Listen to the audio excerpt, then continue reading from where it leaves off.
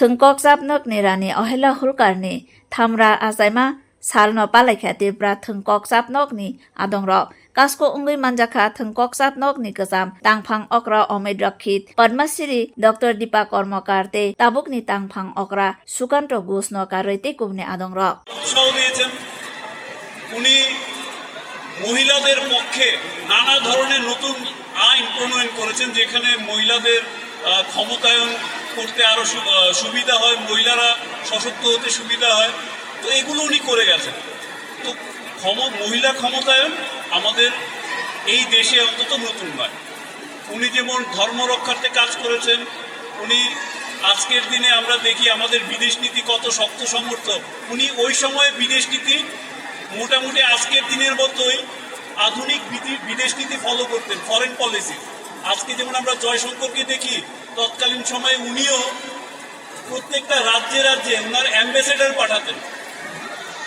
তো সব দিকে ওনার সময়কালটা যুগের থেকে অনেক এগিয়ে ছিল।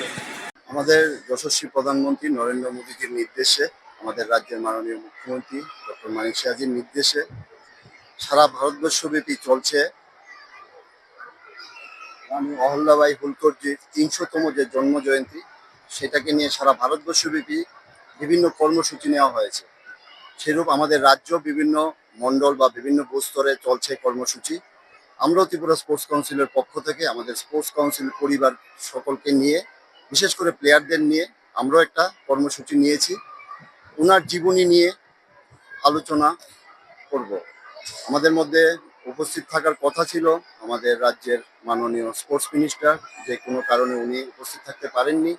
আমাদের মধ্যে উপস্থিত থাকবেন আমাদের স্পোর্টস কাউন্সিলের আমার আগের সচিব অমিত চৌধুরী স্যার মহোদয় থাকবেন, ডক্টর জর্জ শাহ মহোদয়, দীপা কর্মকার মহোদয় থাকবেন। আমরা আনুষ্ঠানিকভাবে আজকে এই কর্মসূচি নিয়েছি। আর পাশাপাশি আমরা আমাদের রাজ্যের যে কিছু কুচক্র আমাদের রাজ্যে কাজ করছে, যেমন আপনার মাওবাদীর উপরে দেশের প্রধানমন্ত্রী বা ডিফেন্সের লোকরা যদি স্ট্রাইক করে, সার্জিক্যাল স্ট্রাইক করে, এখন ওনারা যেমন রাস্তায় দাঁড়িয়ে মন্তব্য রাখেন যে মাওবাদীদের সঙ্গে বসে আলোচনা করা উচিত ছিল।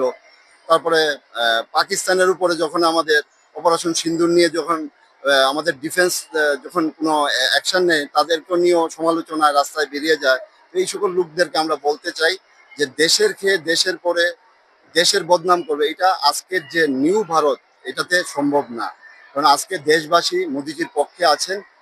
আমরা সবাই চাই একটা নতুন ভারত, যেই ভারত পুরো বিশ্বের মধ্যে এগিয়ে যাচ্ছে। আজকে ৪র্থতম স্থান দখল করে নিয়েছে শক্তিশালী দেশ হিসাবে। সেই কারণে আমরা ওই ধরনের লোকদেরকে একটা বার্তা দিতে চাই স্পোর্টসের তরফ থেকে। কারণ দেশের বা রাজ্যের যে খেলোয়াড়রা আমাদের দেশের প্রধানমন্ত্রীর সঙ্গে আছে, আমাদের রাজ্যের খেলোয়াড়রা আমাদের মুখ্যমন্ত্রীর সঙ্গে আছেন। আমরা এক ত্রিপুরা, যে শ্রেষ্ঠ ত্রিপুরার ডাক দিয়েছিল না আমাদের মাননীয় মুখ্যমন্ত্রী, সেই দিশায় আমরা এগিয়ে যাচ্ছি। আমরাও ত্রিপুরা স্পোর্টস কাউন্সিল তারই দিশাতে এগোচ্ছি।